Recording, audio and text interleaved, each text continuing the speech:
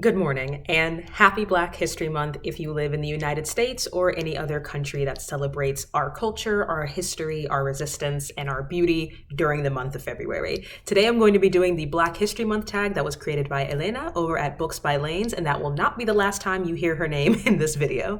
The first prompt is, what are two books that you think everyone should read during Black History Month? One nonfiction and one fiction. My nonfiction pick is a book you have heard me talk about on this channel, but I need to reinforce it, and that is Heart and Soul by Kadir Nelson. Now, this book is advertised as kind of like an illustrated children's book in some places, and other places a coffee table book, and it really is an accessible overview of the history of Black people in the United States, told through a fictional elderly grandmother character to, the next generation. And the illustrations are some of the most beautiful that I've ever seen. You have probably seen Kadir Nelson's work on major magazines and billboards, in museums in some cases. And I just find his work so rich and lush and evocative, and I can just open any page and just stare at it. The reason I would recommend this is because even though there was nothing in this book that I, as a Black American, didn't already know, it is still incredibly powerful to be reminded about how many times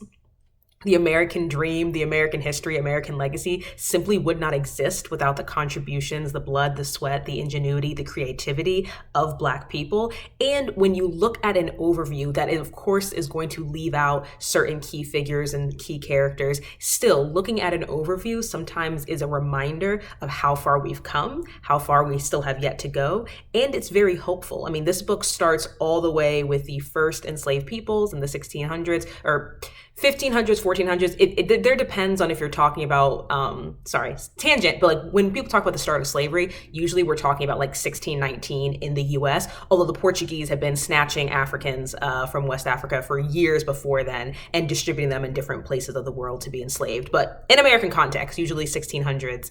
And it is fascinating to look that far back and go through the Revolutionary War, the Civil War, the Great Migration, the Jim Crow era, all of these things, the Black Power movement, all the way up to Obama's election in the 2000s. Now, of course, Obama being elected president is not the end of racism in our country, is not the end of Black history, but similarly to the Lee Daniels film, The Butler, that seems to be the bookends that we're looking at right now in terms of the way people talk about Black history and Black culture. Although, of course, we are making history as we live now. The next book I would recommend, the fiction option, is Beloved by Toni Morrison. This book, I could have picked a lot of different Toni Morrison books, but I picked Beloved because I feel specifically that this book is one of her best when it comes to also celebrating the beauty of Blackness and Black womanhood and the role of community and spirituality, the price of freedom. Beloved is actually a kind of dark supernatural novel in which a woman is living in a house that is haunted by her dead child. And so everything that you can imagine that comes with living in a haunted house, on top of the fact that she is currently living in Ohio and is a freed runaway slave. So trying to raise her daughter, trying to take care of the matriarch, trying to understand and pick apart and reckon with and reconcile her past, the things she's experienced, and a very specific choice that she has made that she stands by, that other people horribly condemn her for when it comes to what the price is of being free. I think Beloved, in addition to being one of Toni Morrison's best works, it's also one of her best-selling, again, gets at a level of specificity about the Black community that I think transcends time. Although I may not have had the exact same experiences as the characters in this novel, the way that Morrison writes about them still rings true for the ways that I view my own idea of liberation, but also the way I relate to other Black people, and specifically Black women in our current society. The next prompt is, who are some Black booktubers that you enjoy watching and why? And I'm going to keep it to 3, even though there are several. The first I will say is Olivia, or Livie, at iLivieSimone. That previously was iLivie for Books. I was first introduced to her channel through her artwork, actually. I watched her defacing and drawing and painting on Becoming by Michelle Obama, and I thought it was a really well-made, well-edited, sweet video. And then I started to watch more of her content like this, where she sits in front of the camera and talks. And whether she's talking about trying 17 different self-help books, whether she's doing mini reviews, which I am always impressed by, because how can you be entertaining and concise and educational in such a short amount of time? Help me out, girl. I really like her content, so I would definitely recommend it. The next person I want to talk about is, of course, Hélène at Books by Leynes. I think I first shouted out her channel either in my Black Booktuber tag or in the tag I created, my Perfect Fit tag, and I have been watching her channel consistently since. I would say one of my favorite things about her channel is her Black Writers Matter series, which of course, is highlighting Black writers, but also she does it in a video essay style format. She does voiceover, she has different animations and photos, and as someone who's has already gotten probably a little too comfortable with this format, it was really interesting to look at her channel and see the different ways that she decides to convey her thoughts and convey her feelings about books. I also love how, okay, this is going to sound weird because I haven't met her in real life, but she is someone that gives the impression that the way she communicates and talks on camera is how she is in real life. Like, whenever I watch her videos, it just feels very comfortable. It feels very casual and familiar and just here's the tea. Let's just, let me just sit down and tell you how I feel. And she always makes me laugh. I mean, whether she is, talking about Zora Neale Hurston's, Zora Neale Hurston's public feuds with other authors, about, Nelson Mandela's potentially too long autobiography, in addition to, how well she articulates her thoughts, she's also really funny. So I would recommend her channel, of course. And the third person I want to talk about is Jouelzy. Now, Jouelzy has a kind of a blended channel where she talks about social justice and commentary and politics, but also books. She does wrap-ups, yearly wrap-ups of books. She does reviews of books, and she has a book club called the Smart Brown Girl Book Club.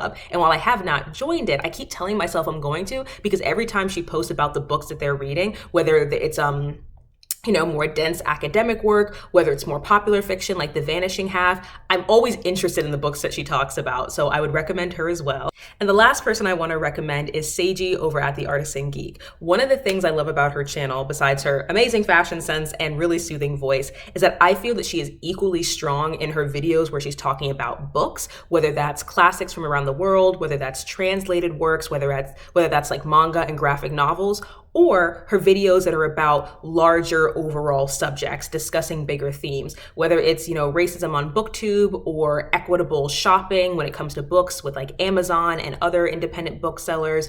Whenever she has a video that's about a topic as opposed to a book, even if it's a topic I'm not very familiar with, I always still find it really interesting. I like the way that she articulates her thoughts, and I also really like her energy. I think that perhaps I have just been watching certain types of YouTubers for so long, but sometimes I feel that people who are not over the top, really loud, really energetic all the time can sometimes not get their flowers when they deserve them. I don't think you need to have, the same personality or the same presentation as everyone else online, or as a lot of people online, in order to make really, really good content. And I think that she's another perfect example of that. The next prompt is, what is your favorite book by a Black author from the African continent? Now, I do want to put a disclaimer on this because it is a stereotypical pick, but that would be Things Fall Apart by Chinua Achebe. First of all, I genuinely love this book, and I'll get into that in a second. But second of all, thank you for this prompt, because it made me realize that besides collections of folk tales and folklore and nonfiction academic work about African indigenous religions, that I barely read any African authors. And I think I know why she put this question in, because she's currently doing a project where she reads around Africa. So she's reading books from authors of every single country. And I love that. And that's something that I definitely want to try. And this year, I've already started reading translated works, and so I think that's going to help me along this process as well. But even though it is a stereotypical pick, Things Fall Apart is one of the very few books that I read in school that even as a teenager I was like, oh, this, I get it. I get why this is a classic. This story follows Okonkwo, who is a very, very strong, wealthy, well-liked, in a great position in his life, person in the village that he resides in, who suffers a series of misfortunes, some that are fated perhaps, and some that are absolutely the result of his actions. And watching him navigate with power, watching him navigate with gender roles and a very specific idea of what type of man he needs to be, anything that is opposite of what the type of man his father was, at the same time that Christian missionaries, British politicians, colonization is happening and things fall apart, in my opinion, is a reference not only to what's happening individually in Okonkwo's life throughout the course of this novel, but also what's happening to these people, their interpersonal bonds, their collaboration and communication about their traditions and faiths and beliefs and relationship to the earth, relationship to their land when they are being invaded and colonized. It is not a happy book by any means, but it is a very, very necessary one. And I think that similarly to Pachinko by Min Jin Lee, that Things Fall Apart is one of those books that I feel has no wasted words. There was never a point where I was like, why are we talking about this? Or like, what's the deal with the yams? What's the deal with this priestess? Like everything tied in together so well that I think it made the conclusion and also the knowledge that I, and I'm sure many people have, of what happens after the end of the novel in terms of like historically, made it such a gut punch and such an intense reading experience. So yes, it is a stereotypical choice. I definitely want to read more African authors, but I would still recommend it regardless of how popular it already is. After that, the next prompt is, what is your favorite Black classic? And I am also referencing Elena again. I'm going to choose one of the ones she chose because the first thing that popped in my mind, and actually the reason I found her channel, and that is the Autobiography of Malcolm X as told to Alex Haley. Elena did a video essay on this book, and I'm pretty positive that was the first video I've ever watched from her. This book I consider to be a Black classic for multiple reasons. First, Alex Haley is an incredible Black author who has done so much other work that you're probably familiar with, and without even knowing you're familiar with. So just putting that aside for a second, Malcolm X, I believe, is one of the most misunderstood figures in Black American history. And often, because yes, at the beginning of their careers, Malcolm and MLK were definitely at odds with the way they wanted to deal with white America and the liberation of Black people. Although by the end of their lives, both of them had changed dramatically. And it's very frustrating when you're someone who has done that research and knows that history to look at people characterized, both MLK and Malcolm X,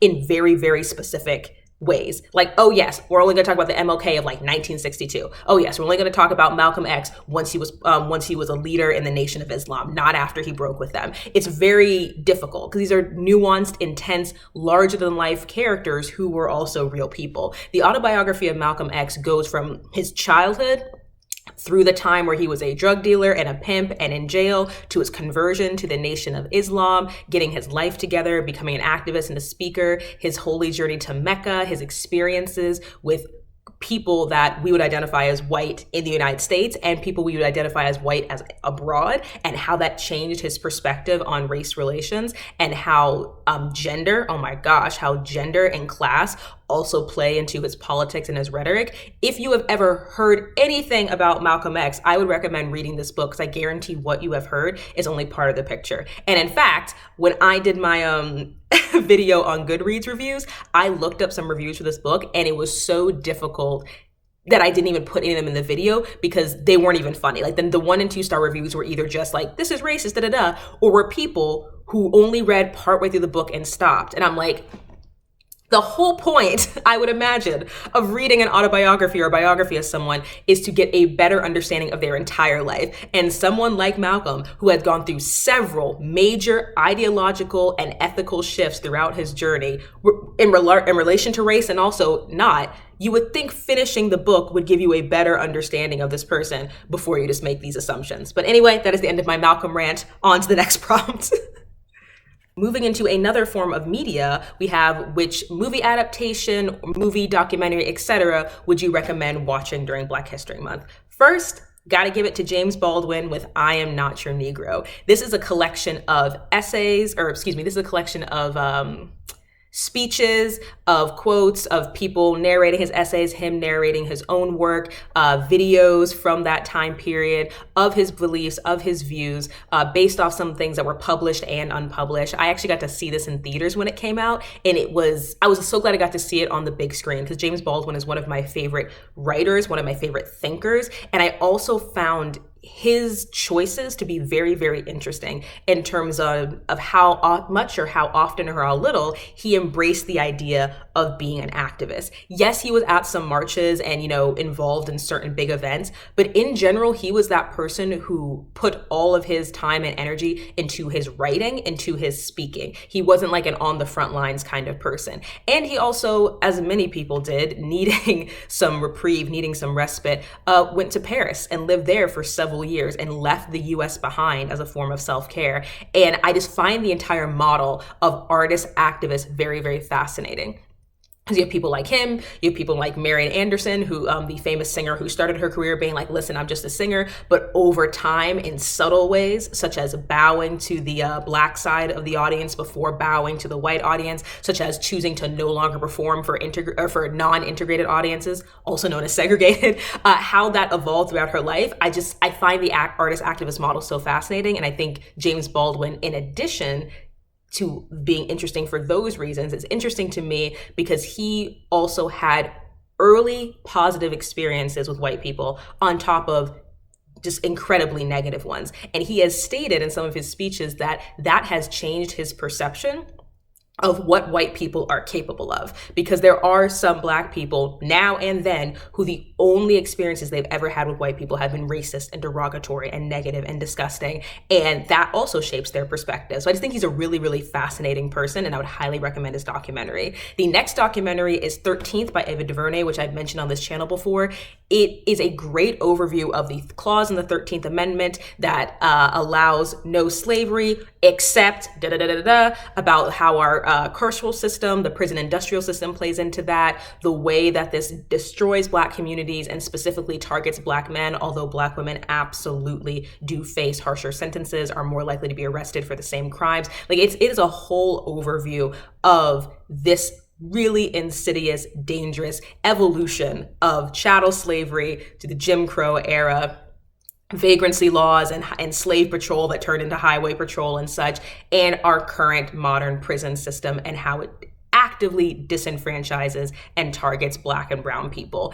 It also is one of these documentaries that I think is really, really good at presenting information in a variety of ways, whether it is interviews with Republicans and Democrats, interviews with activists and with authors like Michelle Alexander of The New Jim Crow, whether it's using really cool graphics and animations to visually represent some of these breakdowns in inequity and inequality. And after those two kind of hard-hitting documentaries, I'm also going to recommend Black Panther. Listen for a moment. Even if you are not a superhero fan, even if you have no interest in Marvel, even if you hate things that are popular because, I don't know, they're popular, I would recommend I'd recommend Black Panther, not just because it is a movie that made Black history, but because I think it's always important to keep in mind throughout this month that the stories of Black people are still worth telling, still have value. Our humanity still needs to be reaffirmed and celebrated, and our creativity and science, the love and creation that goes into Afrofuturism and moving ahead, all of that needs to be wrapped up in this idea of like, we should learn about Rosa Parks and Thurgood Marshall, who are incredibly important characters and people. I say characters, I think about the way, again, they are whitewashed and constrained into very, very specific interpretations. But it's like, I want Black Panther on this list because sometimes you need to be reminded that there are Black people in the future. Sometimes you need to be reminded that Black people are still creating, are still breaking boundaries, are still breaking barriers, and are still having to fight for everything that we have. I love this movie just in terms of like entertainment. I very much enjoy the intergenerational cast of the big icons like Forrest Whitaker and, Angela Bassett, and then, the upcoming class of really amazing actors like Chadwick Boseman, rest in peace, and Lupita Nyong'o. I think it's visually beautiful. I especially appreciate the costume design and the intricate details that goes into referencing very specific African nations and tribes. It is a really fun, entertaining movie, even if you look at it solely as just another superhero film, but it is more than that, at least to me and to many people that I know. And when I saw it in theaters opening night, surrounded by all these amazing, beautiful Black people, and especially people of African descent dressing up in their traditional garb to celebrate seeing our stories on screen, it was a really impactful moment that I frankly will never forget. And again, I think it's a great reminder, because it is Afrofuturism and because it came out recently, that that Black History Month is also, does have history in the title, but it shouldn't just be about looking to the past, and it also shouldn't be solely focused on suffering and slavery. The next prompt is, what is on your TBR for Black History Month? First, I absolutely am going to read Gather Together in My Name by Maya Angelou, which is the sequel to I Know Why the Caged Bird Sings. So it's the second book in her series of autobiographies. This takes place after World War II when she's 17, when she's just had, her child out of wedlock. And it's a much shorter book than I thought it was going to be, because I Know Why the Caged Bird Sings was a little thick, but I am excited to continue on this journey of her life. The second book I know I'm going to want to read is Bloodchild by Octavia Estelle Butler. This is a collection of short stories. And besides Skin by Roald Dahl, which I read last year, this will be the first collection of short stories I've read in a long time. And Skin by Roald Dahl was something I had read years ago, so I already knew I would like it. Because I have gotten through four of Butler's books so far, and I've loved all of them, I'm very excited for this, but I'm also a little bit nervous because I have really loved how deep and intricate her worlds are, and I'm wondering if I'm going to feel like something is lacking by reading her short stories. I'm wondering if I'm going to get to the end of each story and want more. But hey, maybe that's a good thing, wanting to stay engaged afterwards. But those are the two books that I'll definitely be reading for Black History Month. And the final prompt on this list, and I again appreciate that it's here because it's looking ahead, is which books that are you looking forward to that are new releases in 2021? This, as I said in other videos, new releases are a bit of a challenge for me, but since I've been using NetGalley more frequently recently, that has exposed me to a lot of authors, one of which I'm very excited to learn about is Cherie Jones and her debut novel, How the One-Armed Sister Sweeps Her House. This story is set in Barbados in the 1980s and is an intersecting web of people, of choices, of things that gone wrong, mainly a robbery, and how race and class affects the lives of these core groups of people. I was drawn in because I thought the title was beautiful, and apparently it's a reference to a very famous fable. Also, the artwork is gorgeous, and then once I read, the marketing blurb, I was like, yes, this is completely up my alley. I don't know what it is about me that even when I'm reading new releases, I seem to be reading things set in the past, but I'm very, very excited for this because I don't think I've ever read a book set in the Barbados. Yeah, I've never read a book set in Barbados. The closest I think I've gotten to reading a book set anywhere on the Caribbean was Cendrillon. So I'm also excited for the setting of that as well. And that was the last prompt for the Black History Month tag created by Elena over at Books by Leynes. A small note that I want to leave you all with is that, as I've mentioned in other videos, such as my No Nuance November rant, I am not someone who's particularly invested in how other people are reading. However, I do want to posit this question to you. If you are someone who rarely reads books by Black authors and are only going to start picking up books by Black authors in February so you can talk about them during Black History Month, ask yourself why. Why is your reading so homogeneous throughout the rest of the year? Why do you feel the need to read books by Black authors and talk about them during the time in which it's trendy to do so? I think perhaps interrogating some of our intentions and our biases, especially on a platform in which some people make money off of that, is a very healthy thing to do any time of the year, but especially during Black History Month. I also want to say that if you are someone who lives in a country that doesn't celebrate Black History Month at all or during this month, feel free to do this tag if you feel so inclined. As Elena said in her video, Black History Month is every month. And whether or not we should have dedicated months to highlight, to celebrate certain cultures and religions and races, that's a conversation for another time, because in my opinion, sometimes I think that leads to compartmentalization, as in, okay, we talked about all the Black shit in February, now on to the rest of the year, when ideally, I would like to think we would want every culture, every race, every ethnicity, every background to be equally celebrated and honored and uplifted throughout the entire year as a reflection of this great melting pot, at least in the United States. So with that in mind, I hope you have a great day.